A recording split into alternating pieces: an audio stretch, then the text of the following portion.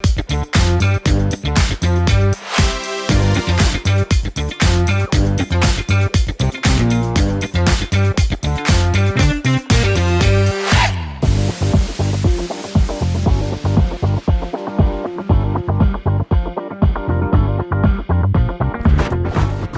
again, everyone, for the fifth episode now, episode 5 of the JA Malta Podcast. In this series of episodes that we're dealing with work readiness, so preparing for your first job, preparing for a change in your job. So we're tackling different things from contracts, interviews, CVs, and today we have a slightly different topic, not really part of the journey, but actually a decision, a choice that people can have when starting out their career or changing their career. We're going to discuss different employment types, different options available out there. So with me today I have Daniel Cassar and Donna Cardona. Shall we start with some introductions? Daniel, do you want to start? Sure, I'll go first. I'm Daniel. I work full-time as an HR manager, and I'm also an organization psychologist practitioner by profession, where I practice on my private practice, basically. Excellent. Donna? Hi, I'm Donna Cardona. I moved from a 10-year career in food technology to founding my own startup in the field of pregnancy and parenthood. So completely different ideas, but both interesting, actually. So just in case you are not yet familiar with our format, we'll first start to break the ice with some quick questions. So if you could keep your answers short with this. Would you take unpaid internships? I would. I would. Would you prefer the flexibility on hours or the 9-to-5 steady job? Flexibility. Flexibility as well in my case. And when going solo or kicking off independently, do you see it as a leap of faith or calculated decision? It has to be a calculated decision. Definitely do your homework. Working from home or from the office? From the office. A mix of both. Pasta or pizza? None at the moment, but pizza. Pasta. Pasta. Excellent. So let's now move on to the second part of this episode, where we'll be analyzing a bit the different options, as I said, on entering the job market. We hear a lot of things, different options, but let's try and decipher them a bit more for our audience.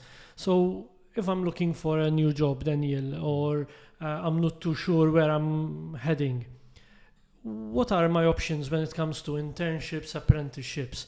Are these something I should consider, or what is the difference between them? Any tips on that? Sure. I think first and foremost we have to differentiate between apprenticeship and internship.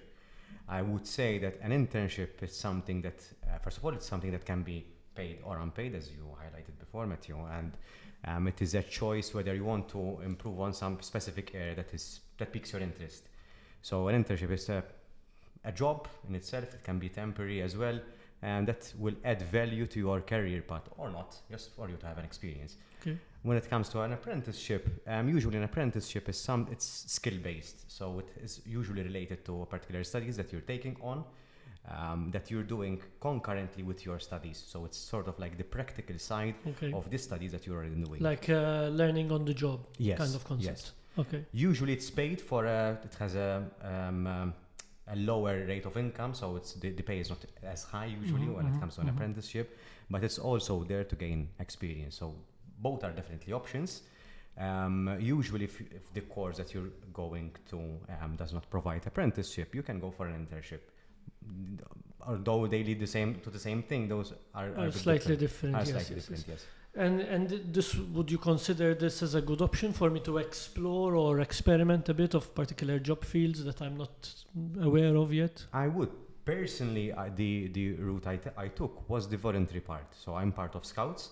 So my internship in a way was voluntary based. So I've gained my interpersonal skills through scouting, but they can be easily be taken on board through an internship as well. Yeah. Then of course you can learn the administrative stuff as well during the internship. And Donna, when you started off, was this something you considered, you took, or was it more of other temporary jobs when you started off?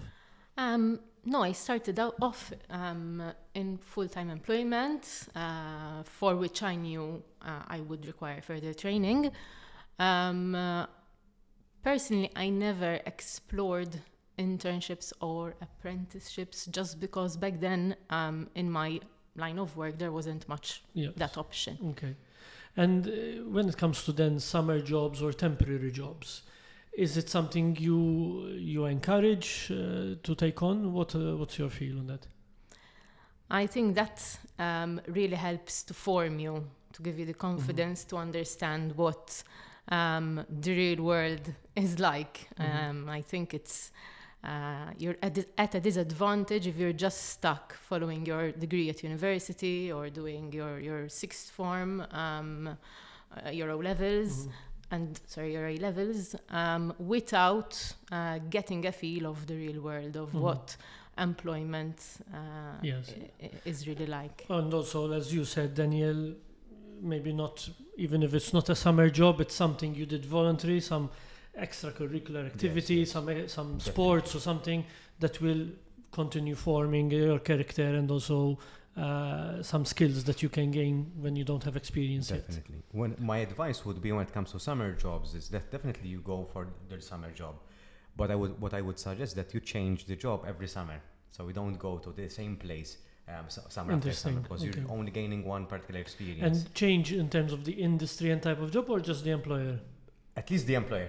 At least the employer, I would say. If you can change the industry completely, the better, because that will help you gauge your interest. Whether you're, for example, if you go into the catering, you might realize that you might not like a job in the catering industry, or you might like it. Or there are aspects that you like and things that you don't like, for example. Okay. So every time you're learning something about yourself. Excellent. So we discussed a bit that route now, but self-employment or freelancing or starting up a business is also another form of employment, another route. Donna, could we just decipher a bit again the differences between freelancing, self-employment, business owner? Sort of, how would you classify the differences?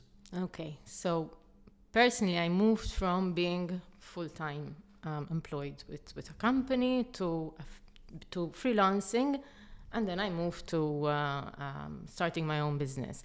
So when I was freelancing, I was giving my services on a project basis, on an assignment basis to various individuals or companies, clients.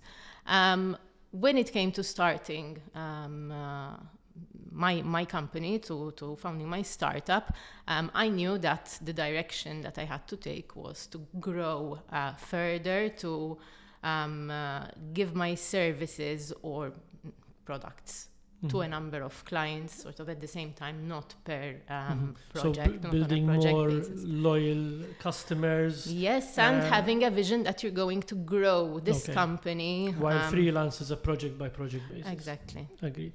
Would you agree, Daniel? Yes, definitely. And is this a valid route that one should consider at the beginning of their career, or is it something they should consider later on after gaining some experience? What would be your opinion on that? It's very subjective because it depends on how much of a risk taker you are. Personally, if it was up to me, it would be very calculated. So, in fact, I'm in that position at the moment. I still retained my full-time employment. I have my business as well, but it's something that needs to be picked up very well so that I can ensure that I can have enough money to live off from my self-employment. In fact, we'll be tackling this topic now in the next part of this episode here, where we will be delving deeper into the self-employment route or starting up a business.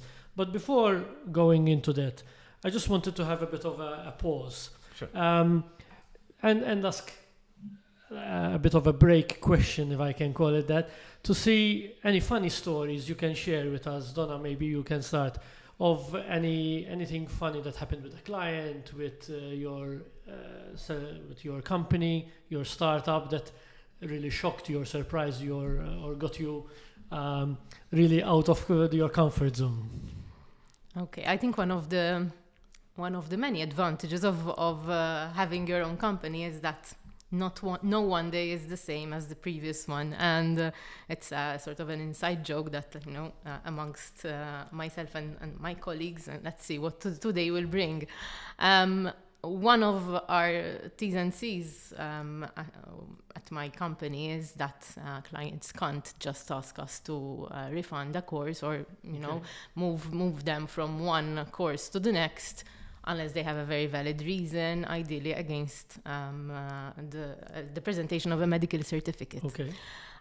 So that's very well known to our clients. One day we started a workshop, a 5-week workshop, and there was one client who didn't show up. We emailed the client, her husband had booked for her, and the husband replied right away, and I see attachments in the email, and he said, I'm sorry, I had an accident, and which is why I couldn't bring my wife, so if possible, please can you move her to the next course? And without thinking, I assumed that the attachments were the medical certificate. And I clicked on the attachments, and there were some very gory images of the actual injury itself. Okay, and so a bit too much detail there. Yes, TMI moment. But myself and my colleague were in complete shock that day. Yeah. Hopefully you got over it now, and maybe you think twice before opening an attachment, seeing the subject, the title. Daniel, anything you can share with us? Sure. So one thing that comes up is that I'm a podcast host as well, so I shoot podcasts, both visual and audio. And I'm basically a one-man band at the moment, so and I shoot with my mobile phone. So, and when I'm with the guest, I'm having the conversation that I usually have. I wouldn't know whether the video is still recording or not. Okay. So I had this issue one time where my mobile completely shut down, so I couldn't see. I lost the footage basically. Yeah.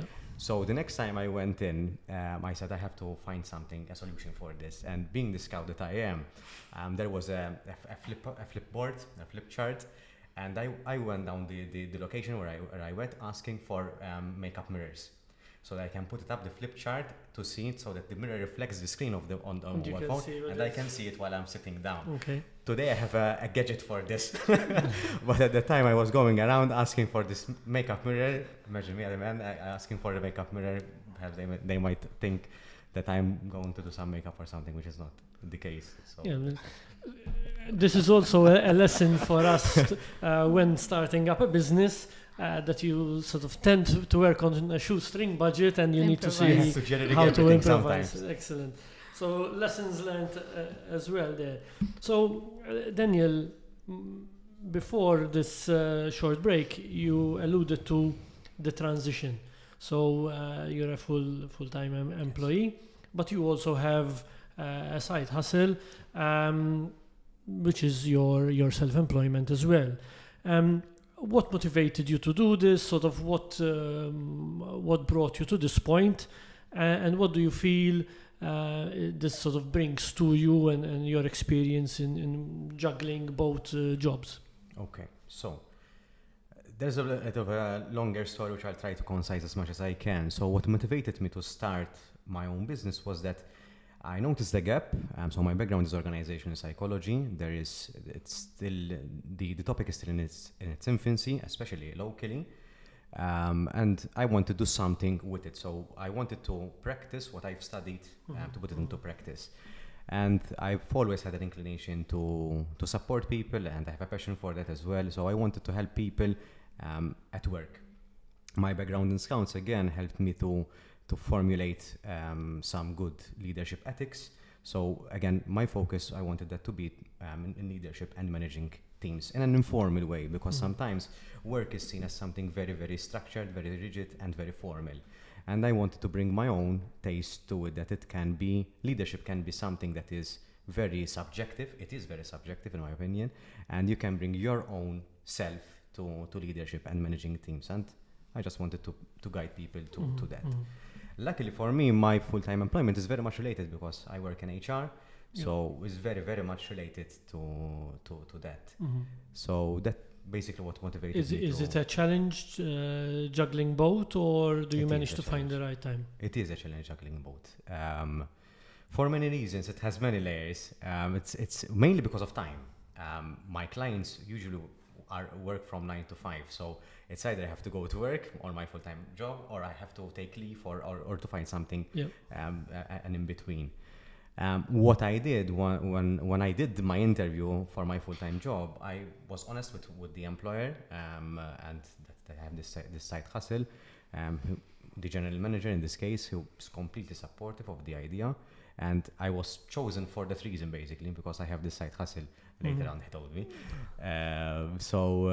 But it's definitely a little bit challenging juggling both in terms of time. And Donna, you on the other hand did the complete switch. So you left your full-time employment to start up your own business. Again, what motivated you to do that, and what do you feel are the pros and cons of that shift that you did? Okay, so the concept behind my business had been forming in my mind over many years, since I had kids, since my firstborn. So it was only after almost 13 years that I realized it was the right time to make that move. It required reskilling, especially because of the fact that originally my business was meant to start off as a brick and mortar business, but then COVID hit, so I had to start it off as a digital business. So I knew nothing about digital marketing. I knew nothing about building your own website. So I had to reskill completely. I have a food science background, so those were absolutely not skills that I was familiar with. But the challenge itself, I think, was one of the things that attracted me to making this move, because I thrive on new challenges myself as a person. I tend to not be very comfortable when I'm too comfortable. Okay. Was that the determining factor as to why now? Because you said you've been thinking about it for quite a while. Were you too comfortable and that was the trigger to kick it off now? I was too comfortable doing the same thing that I had been doing for the past few years. So I was like, this is like my time to make the step. I was actually 3 months pregnant when I left my employment, which everyone thought, You're was crazy. But I was very certain of that move. I took a calculated risk back then, even though then, due to COVID, it complicated it further. But you're doing a good job from what we can see. We saw you also growing and getting more investment in. So I guess overall it was a good step. Something that people struggle with and sometimes hesitate from taking the step or taking this leap forward is the job security. There's this notion that if I'm employed, I have a job security. If I'm self-employed or if I open my own business, there's less of security there. What would you say to that comment or that reasoning? Is it something that you agree with, or how can someone break that motion?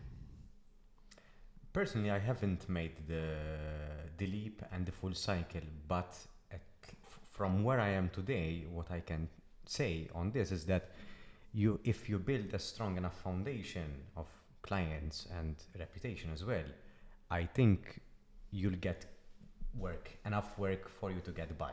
So that is my thinking process on this. So getting your bricks and the foundation in the right place, and planning it well for the transition.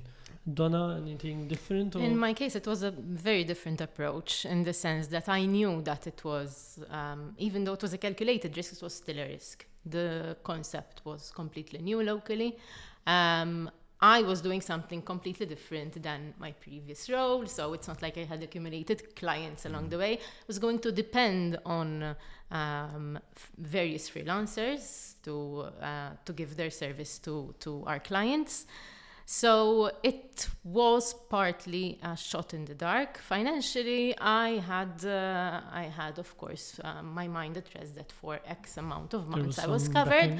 My reasoning was, if it all fails, I will go back to full-time employment or freelancing. Yeah, valid So, assumption, I considered myself capable of taking the disappointment, which would have been a disappointment, of course, but it's always also a learning experience. So even had it not been successful, it's still a learning experience. Yeah, I didn't want to live though with the regret of not having tried it out. Yeah, agreed.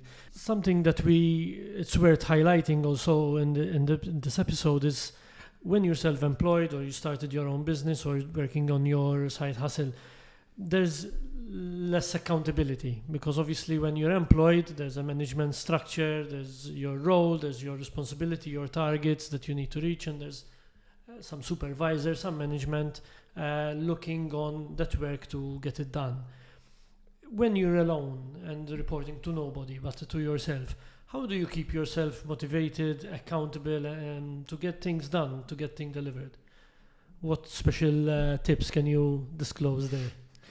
Right, so motivation is something that is very temporary. So I think the more accurate term would be self-discipline.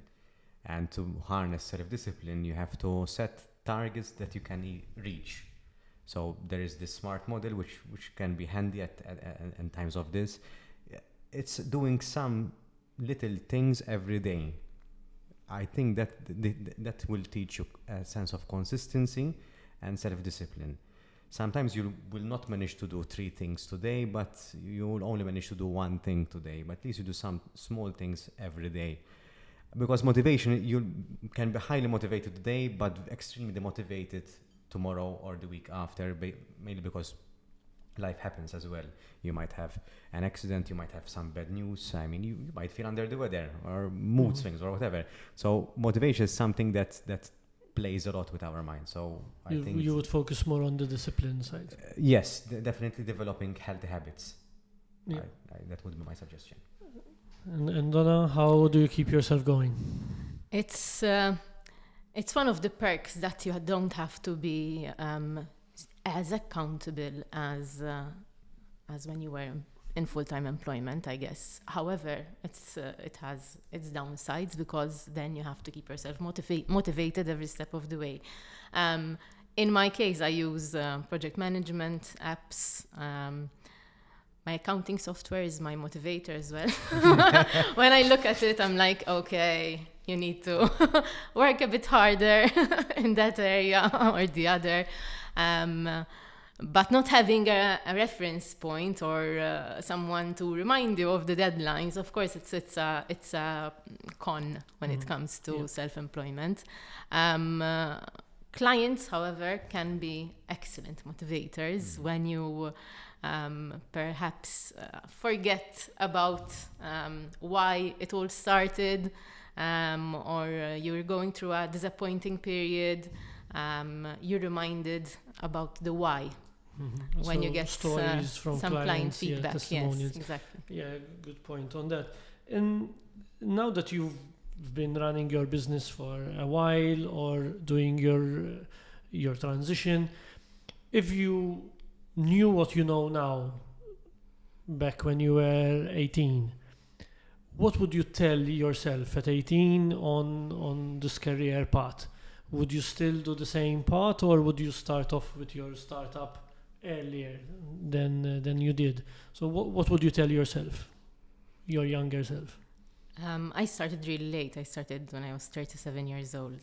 Due to many reasons, due to the fact that I focused on family, it was never the right time somehow, but also because I didn't have the self-confidence that I needed to make this step when I was younger.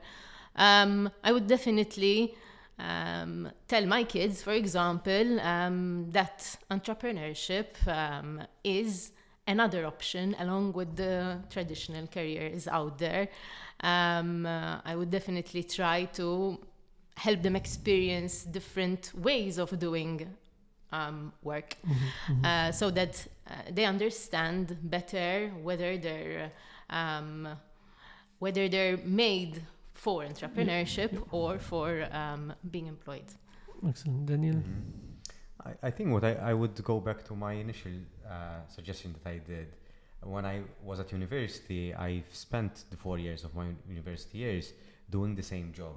So I was working part-time throughout the years.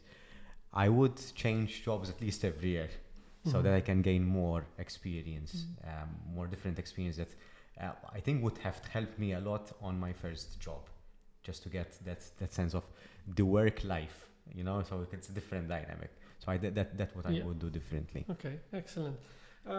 Thank you, Daniel. Thank you, Donna, for sharing your thoughts on this.